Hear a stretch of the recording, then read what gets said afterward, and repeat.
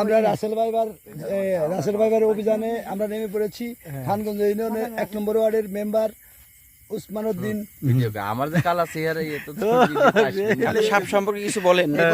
সাপ সম্পর্কে বলার কিছুই নাই। মেন কথা হচ্ছে কিছু লোক এই ছোট্ট একটা বিষয়কে সিরিয়াস ভাবে অপপ্রচার চালাচ্ছে। তাই আমরা নদীতে আসছি। এই রাসেল ভাইপার হচ্ছে বিষধর সাপও কিন্তু আমাদের দেশে আছে, কিন্তু সেটা মানুষ ভুলে গেছে শুধুমাত্র রাসেল ভাইপার আর রাসেল ভাইপার। আরে সারা দেশ মিলে মনে হয় পর্যন্ত 50 সাপ ধরা পড়ে নাই, অথচ লক্ষ লক্ষ কোটি কোটি সাপ বাংলাদেশে ভয়ঙ্কর সাপ আছে। আমরা এই কারণে নদীতে আসছি। যেমন গুক্কু সাপ, বিশেষ করে যে তেলে গুক্কু বড় গ্রামের লোক যেটা, সেই গুক্কু সাপ কামড় দিলে কি মানুষ বাঁচে? হাজার হাজার মানুষ মারা গেছে সেই সাপে। এই বিষধর সাপ, তারপরেও এর থেকে সবাইকে একটু সতর্ক থাকতে হবে, কারণ